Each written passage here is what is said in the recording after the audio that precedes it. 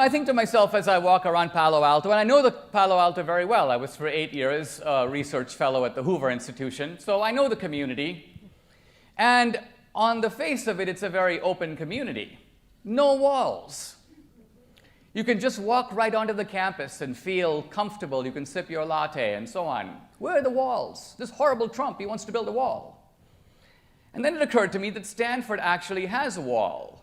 And it's a much bigger wall than any wall that Trump wants to build. And this wall is actually organized or controlled by the admissions office. It is the wall of admission to an elite community. And this wall is so tall and so opaque that, to my knowledge, in the entire history of the university, no one has ever scaled a wall. Think about it. Think of what it means to scale a wall. What it would mean at Stanford is for someone to sneak into Stanford, take classes for 4 years, and make off with a Stanford degree.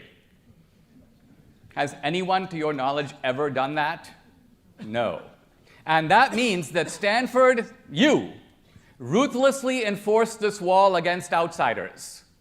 Your community decides who gets to be a member, and you will not allow any intruders, you will not allow any degree of compassion to allow someone to come in and claim the same degree that you and your parents are demanding of you, that's going to give you an advantage in the race of life over all those other people on the other side of the wall. And I think if you were honest, you would admit that this is true.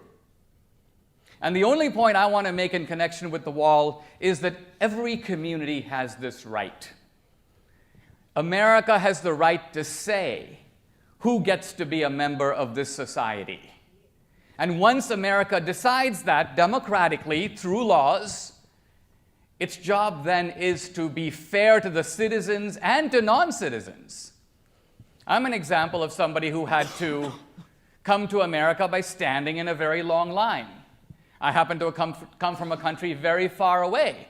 So there's no question of swimming across the Rio Grande or tunneling my way under a fence. There's no way to get here that way.